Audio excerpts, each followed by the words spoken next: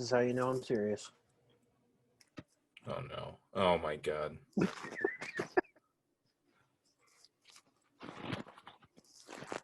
So, what is your luchador name like in the the COVID era? Oh, Joes Burrow.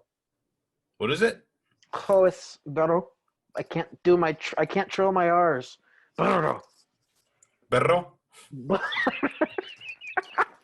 Burrow. Don't ever try that again.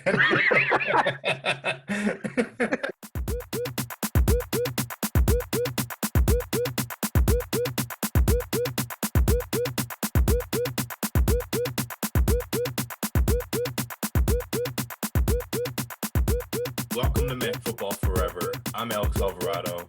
That without the luchador mask is Caleb Carter. Oh, now you're doing the Nature Boy.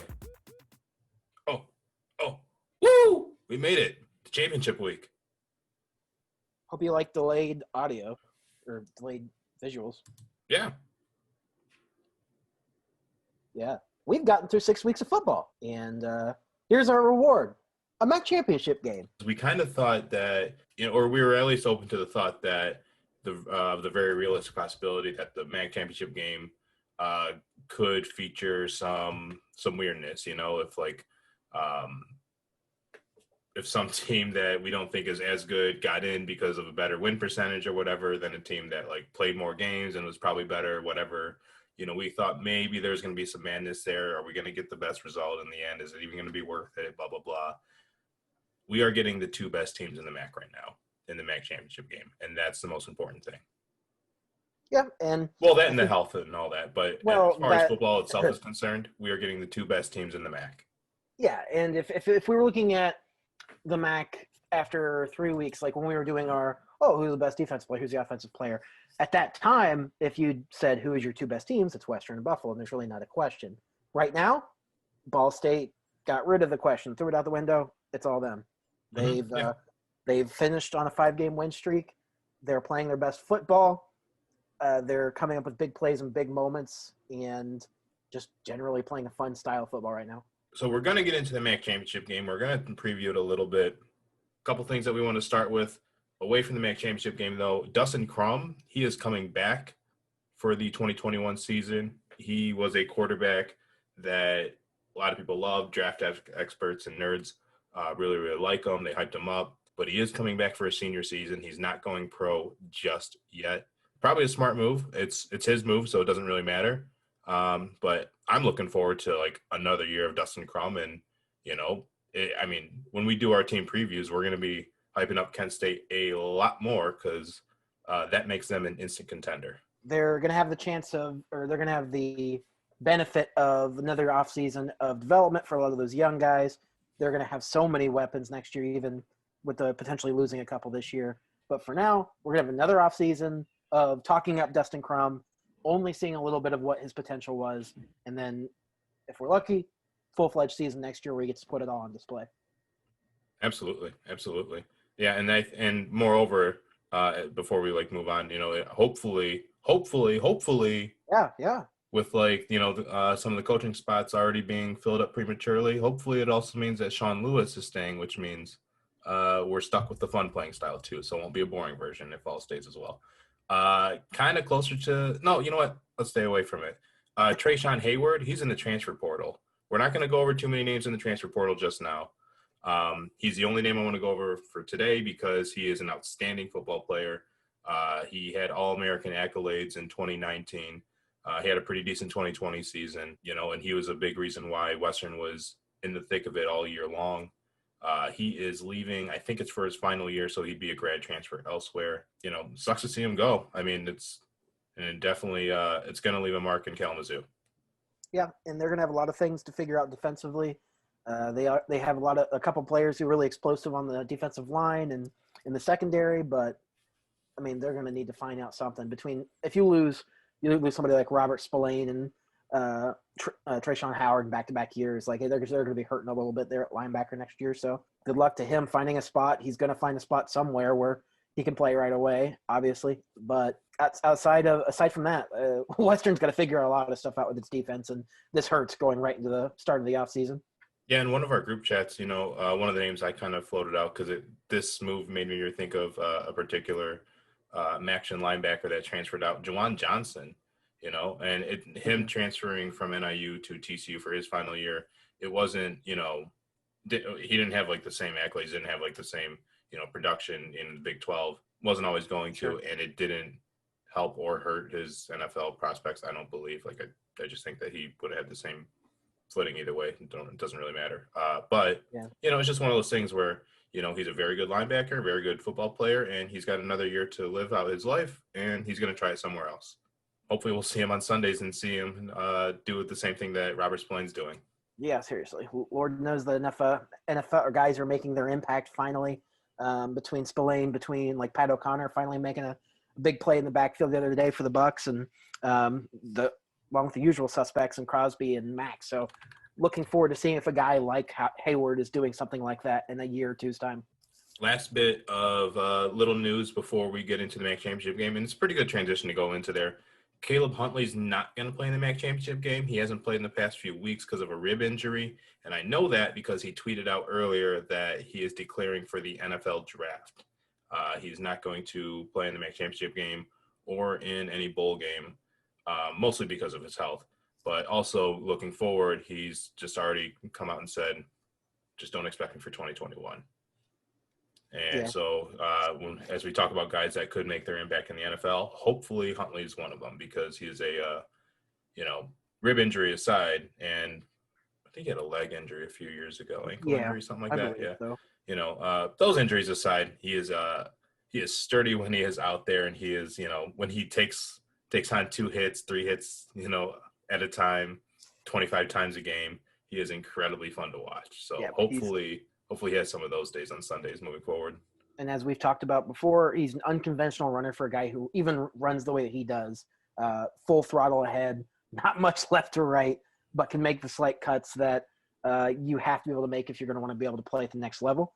Even I think we're going to see him on a training camp roster. I could see him getting cut and still trying to find a way. But I wouldn't be surprised in a couple of years if we're watching him in the CFL or another pro league where he would really shine and really be like a feature back type. So, or even just a one of a pair. So Huntley, it sucks we don't get to watch him this week. All the more reason to be intrigued about what Ball State's going to do with its backs in the championship game. I'm a little bit surprised that he didn't wait until after the championship game, though. Like, it would have been one of those things where, like, if I'm a Buffalo coach, why wouldn't I want to be on my heels a little bit more? Like, why wouldn't I be like, well, maybe he can play this week, Yeah. But I don't know what they know, so who knows? Yeah, I don't know if what the thinking is really, if it's if it didn't even matter, if he just wanted to that could be it. Make it known quicker for like, I don't know, finding an agent or developing relationships with pro scouts or whatever. But I am curious about that. That is something in the future, like, I would be interested in finding out more, like the timing of when guys make these decisions. Caleb, it is finally time to talk about Buffalo Ball State, the 2008 MAC championship game rematch, when Ball State came into the game 12th in the nation. Buffalo 8-4, I believe they were only, led by Turner Gill, and then Ball State took a halftime lead and lost it. This year, Buffalo's the ranked team. Ball State is the plucky upstart in Muncie. I was gonna say the scrappy underdog. Yeah. Plucky upstart. I like it. The feature stories write themselves if Buffalo gets ahead and Ball State comes back in the second half to wins it. How much and what specifically are you looking forward to watching on Friday in Detroit? The way in which these guys play, Buffalo, the way they play. They can play fast and be explosive while not throwing the ball down the field. And there aren't as many teams in college football that can rip off as many huge chunk plays running the ball as Buffalo does. And because of that, Buffalo is able to keep a pace that they like to be at. And, going back and forth between Marks and Patterson, they're two guys that are extremely hard to pull down. They bring different skill sets to the table. And because of that, they're often able to play at the pace they want to play at. And when they're doing that, they're controlling the line of scrimmage, they're getting a big push, and there's very few chances to bring those guys in the backfield for loss. And obviously, a stat that we've revisited a couple times this year is that nobody gets to Van Treese. One, because of the timing of the routes that Buffalo runs. Also because Buffalo has maybe the best offensive line in college football relative to the competition that it's played. Even if you're not speaking relatively, Buffalo is still one of the best lines in college football. So Absolutely. all of these things acknowledged that I've, given you this list of things, Ball State has to find a way to wreck the line of scrimmage. And I'm so curious to see if they come out in this 3-man front again but maybe throw some blitz looks out, or they just dump the game plan and go, I know this is what got us here, but if we want to slow them down, we have to do something different. The other way, but like thinking the other way around, if we have to like kind of, go the other way, Ball State's O-line against Buffalo's defense, which is going to be a much harder thing to do to keep, Drew Plitt, to keep him clean. Drew Plitt is going to be, like we said, without Caleb Huntley. He still has all these incredibly good wide receivers out there that he can depend on, right? But is he going to get the time, do you think, from his offensive line to get the ball to his playmakers? This is the type of game where we're either going to see Buffalo really show out up front on the defensive line, and you're going to see guys' names called a lot. You're going to hear their names called a lot, or it's just going to be underwhelming. And I don't really see it being in the middle. I think that it's very early on. Ball State's going to have to get in position to make some big plays early. And while they don't want to play like super fast, they don't want the pace of play to be back and forth, like 15 possessions between both of them or whatever, nothing ridiculous. They have to be able to hit some big plays. They're going to spend some time on Plitt's going to be dropped back there, taking his time. And if Buffalo is able to create some madness and create some turnovers, some knockdowns, then that really hurts Ball State right from the get-go. And I think Ball State still has to try and go for that early. I think if I'm Ball State, I'm mostly worried about, just getting positive production no matter what, because, you're not going to have Caleb Huntley. You're going to have to rely on the Ty Evans and Will Jones, right? They're not guys that you expect to peel off for, 140 yards on 16 carries or something like that. But they're guys that you really, really, really need to pick up 4 yards or 3 yards at a time every time they touch the ball. When they have the ball, it's because they actually, they really, really need to move the ball. If they have any negative production, then they can't give them the ball next time. Mm-hmm. And that's the biggest thing for them right now is, and while I do think they've got to hit big on some like 2nd and 6s and some, 3rd and 4s or whatever, if they aren't moving the ball 4, 5, 6 yards on first down, then you're exactly right. They're going to give the ball back way too quick, and Buffalo is going to have too many chances to hit home runs, essentially. I do expect, the receivers to, hit some doubles, hit some dingers, and have some big plays like that, because they just are that talented, and I really expect them to show up motivated enough to do so. But I don't expect them to do it time and time again, because then you're just asking to be, you're just asking to out Kent State, outdo what Kent State could have done against Buffalo, and you saw what happened there. Yeah. Defense is a different issue, so, but the game plan on offense remains the same. Yeah. Yeah, and to some extent, you're seeing the part where I'm thinking a lot of thoughts because I'm going through so many emotions right now. Kent State's defense up front wise, they have a couple of talented guys between like Gamble and whatever, but they weren't really built to ever slow anybody with a really stout offensive line down. We saw that against Akron. We saw that against Buffalo. Yeah, that's why it's one of the worst rushing defenses in this league, easily. Yeah, and so, but Ball State, while they have their issues, they have guys that are reliable. Mm-hmm. Between Albright at outside linebacker, Martin's been a reliable guy in the middle of that defense for years now. You've got a couple front guys that do some work on Aguiman, pretty solid player. He just doesn't record a ton of stats, and when it's 3 men up front, the backers get in a little bit more. Jack Sape. No, but he's asked to do a lot, and he can do a lot. Yeah, and he can. And he had a big play last week, too. Mm-hmm. So all of this to say that Ball State definitely – there's a reason they're here. They've got guys up front who can make plays, And it's never really been a doubt of whether there were guys in the secondary for Ball State who could make plays. Oh, they've been building that secondary like hardcore since 2016. Yeah. 2017, really. So there's really no doubt as to whether Ball State can make plays up front. It's just they cannot get pushed around like they did at the start of the Western game, because if it happens like that early, then Ball State's fighting more of an uphill battle than they can overcome. And I know they overcame, 14-point deficit last week. They are not going to do that against Buffalo. Mm-hmm. They cannot come from like a 21-point deficit in the second quarter. They cannot be that far behind. Yeah, it's definitely going to be a situation where everyone has to be like on their P's and Q's for that Ball State defense, because, they have to force bad blocks up front. And if they can't do that, then Bryce Cosby has to step in, or whoever else is on defense for overhang, has to come in and fill the holes, because Patterson knows how to make, a couple guys miss right there. And that's where Buffalo's actually the most dangerous. And if they can stop Patterson or stop Marks from having too big of a day, because they will have a big day, they just will, then you're kind of forcing things into the hands of Kyle Van Treese into a stage that he's never been asked to be a part of, really. He's had a couple of big games, like the Miami game really stands out, but Miami also had a lot of things going against them too. Mm-hmm.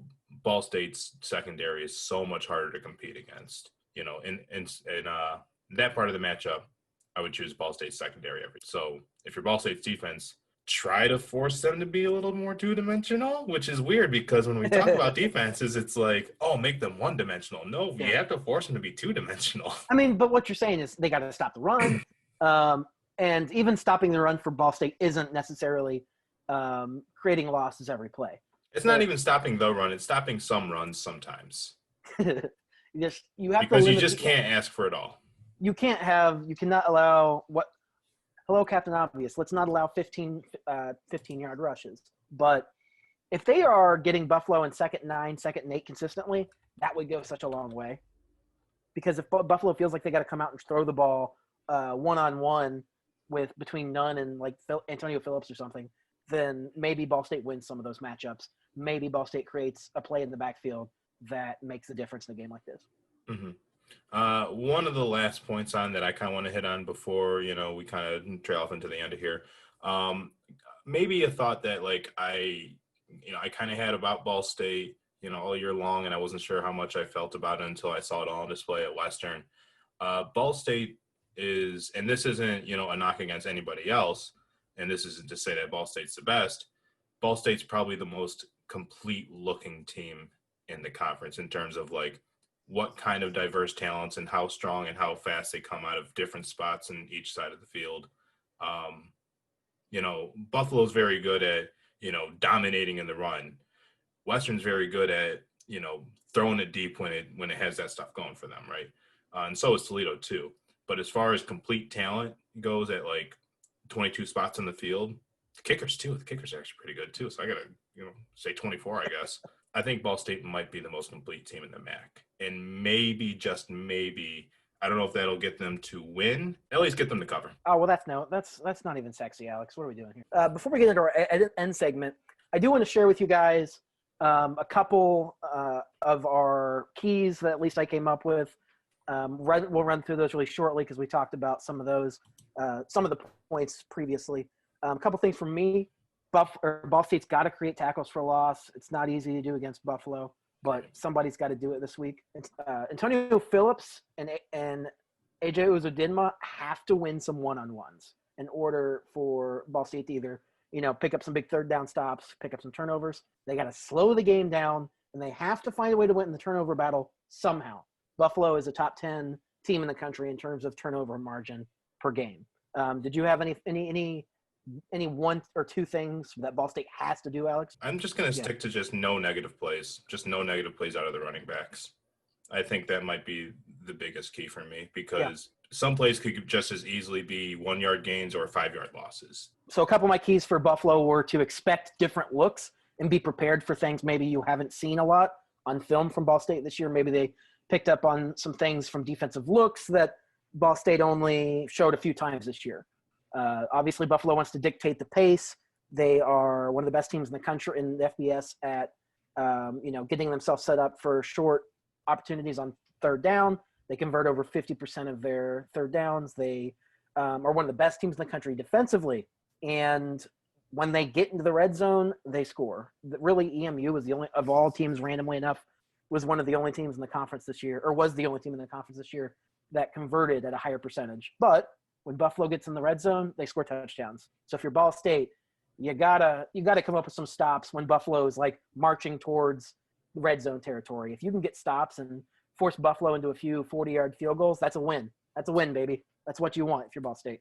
Knowing this is a 14-point spread, what's something that Buffalo has to do outside of, just giving the ball to the studs? If I'm Buffalo's defense, I trust so much about my team. I trust everything that I'm good about in the run game, and I trust everything I'm good about, making plays in the backfield. If I'm Buffalo, I want Drew Plitt to complete fewer than 20 passes. If everything else is going right and I can get Drew Plitt under 20 completions, because I think he's going to throw the ball a ton, then I think that you're going to be in a good spot to win. Part of me wonders just how much they're going to bring the house and how much of it's just going to be trusting that they've got the guys on the outside to match up with a bunch of really talented receivers.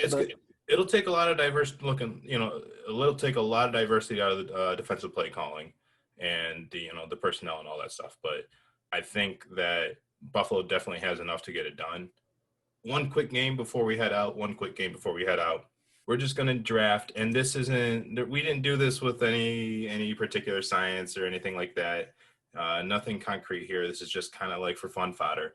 The 12 most important players in Friday's MAC championship game. Caveat, can't be named Jaret Patterson. Well, I'll get us going for starters. I already said I think that Miami needs to win some one-on-ones.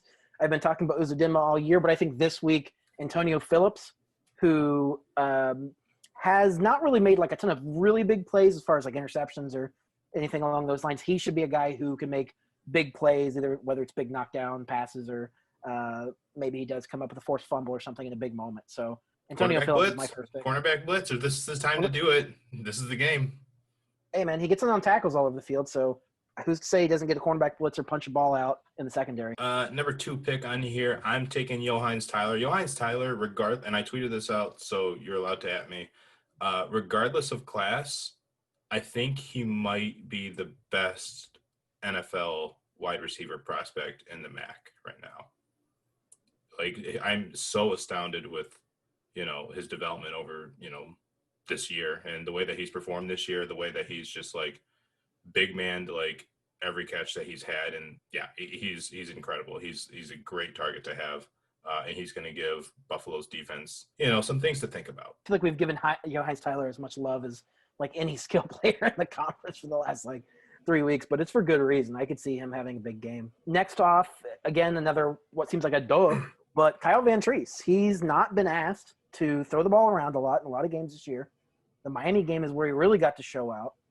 And given what we saw on the play action pass and just consistency in the intermediate passing game, if he's asked to do that a little bit more and he succeeds, then Ball State's not slowing them down, because if they're throwing the ball well, that's either because Ball State has 9 players in the box or Van Treese is just having himself a hell of a night. So Kyle Van Treese has a good game. It's a hell of an uphill fight for Ball State to win. I'm going to go with Drew Plitt for my next pick. So much attention is just putting pressure on him. He's battled through a lot. He's felt pressure. He knows how to, dig himself out of situations that he dug himself into. Buffalo's going to be probably the hardest task of his career. And I'm just very, very excited to see how he tries to, rise to the occasion here and see how he tries to be the guy to do this all. He's got so many good playmakers around him. He just, he can't miss the easy opportunities. And it's going to really suck if he misses any easy opportunity here, because this is a game where they're expected to lose by double digits. Don't want to do that. My next pick's another defender for Ball State. Christian Albright's a guy who has been doing it for years for Ball State. Big outside linebacker. He's forced, I think, 8 or 9 fumbles in his career. He gets into the backfield. He got in the backfield a couple times against Miami earlier this year. He's the type of guy who, off the edge of that defense, it's kind of tailor-made for him to make plays, running left or right a little bit. So if he's the type of guy who's, causing chaos with Marks and Patterson and making life difficult up front for Buffalo, then that makes a big difference. Malcolm Kuntz, best defensive player at Buffalo. Malcolm Kuntz has, he's got pro prospects ahead of him. He's got his whole life ahead of him as far as football goes. But on Friday, holy shit, I can't wait to see him live out his dreams and just kick some ass because it's going to be so much fun. He's definitely the guy that has to make good friends with Drew Play. He's the guy. This has to be the show out game for Kuntz. Yeah. This should be the game where NFL scouts are looking at his film and going, look what he did in the MAC championship game. Mm-hmm. Next, this is going to be relatable. Curtis Blackwell. There are a lot of guys on Ball State's offensive line who have not started double-digit games. A lot of those guys have started 2 games, 3 games, 4 games. Curtis Blackwell, having played in 27 consecutive games now, is in a position that no other Ball State offensive lineman is. And he's a right tackle. Not a lot of love for Ball State considering most of the love goes to their skill position guys. But he's somebody who has to slow down those guys off the edge for Buffalo this week. And if Plitt's going to stay clean, Blackwell might be as big as anybody. Got to make something happen. You gotta maybe even you might not even hear your name called. That might be the way we know he had a great game. Full disclosure. So we typed out all this draft beforehand, and you just heard Caleb be the smart guy and be like, I'm going to be the first to pick an offensive lineman here. But actually, when we wrote this out, I was the first to pick an offensive lineman. And then he decided to slide Curtis Blackwell's name one spot before my offensive lineman did. Mike Nowitzki of Buffalo, the center. The whole offensive line I could put in here, and the whole offensive line has been great, like we said, and I even checked, Pro Football Focus numbers a few days ago. Mike Nowitzki and the whole line graded up really, really highly, and you can't have the outstanding production, with the run game without the leadership of a guy like Mike Nowitzki to just get everything in check for his cohorts onto the left and to the right of him. And he's also a guy that, can get a guy that can block the next guy downfield. So we'll be excited to see how far downfield 26 and 5 follow him. Next for me, Jalen Thomas, another guy who he's coming off a big week defensively for the Cardinals. If they're going to have somebody in the secondary make a play, Jalen Thomas is just as likely to do something. But he's also one of those types of guys who can play down in the muck, make plays on backs. I'm kind of basing a lot of this right now on one of their defensive backs or outside linebackers needs to force a fumble or create some type of big play for loss or something on a jump ball. I am basically loading my hopes of Ball State turning the tide in a game like this on somebody like Jalen Thomas. Bryce Cosby is a safety for Ball State that I really like, and he's one of those guys that, when we look at matchups, we think of like offensive line and defensive or defensive line and linebackers against the running back. But against Jaret Patterson and the way that Buffalo runs their ball, you got to look at the safety position, and Bryce Cosby is going to be meeting up with those running backs a ton. He has so much overhang responsibility. It's ridiculous. So it'll be interesting to see, what kind of plays he can make. And he's made plenty of good plays throughout his career. He's been playing since his freshman year. He was someone I was excited about when he was 18.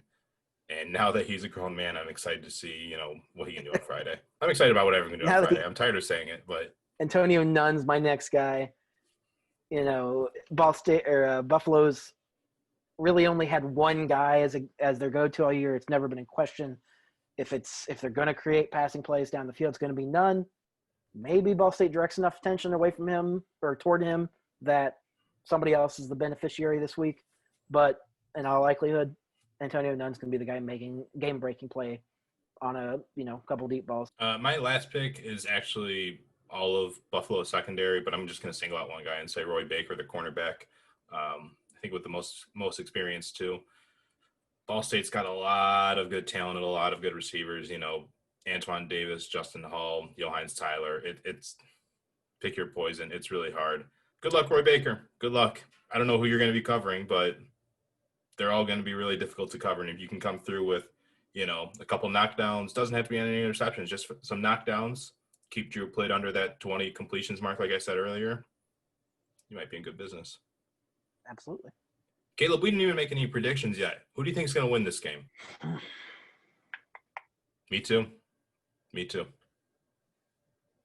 Bulls.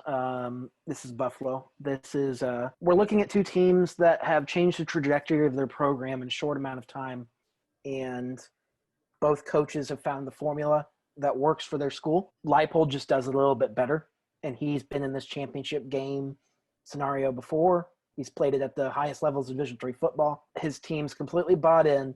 They're as talented at position groups as any other team at pretty much almost every position group is any other team in the conference.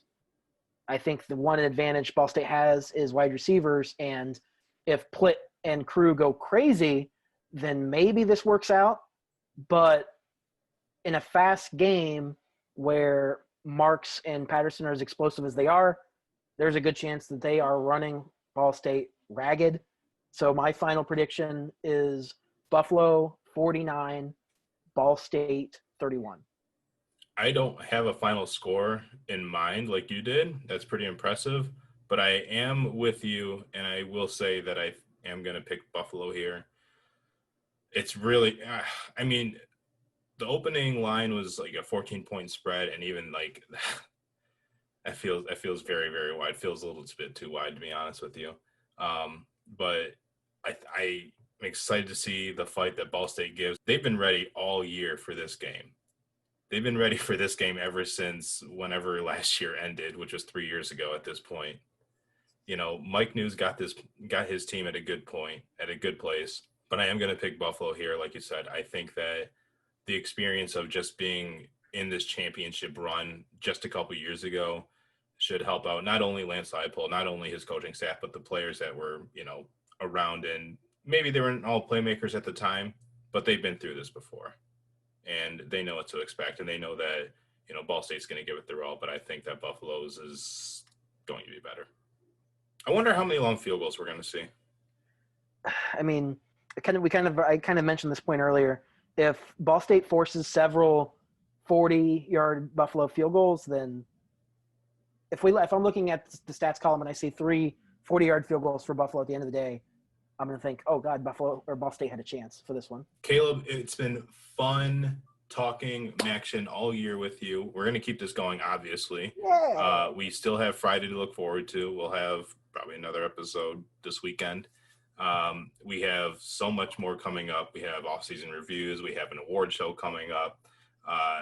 And we have some other transfer news coming up. And we're just going to kick it this off-season. You don't want to wait for the uploads. I get that. You should probably be following us on Twitter then, because we're a lot of fun there. So do follow us on Twitter at FB Forever. Follow us on the YouTube. And everybody have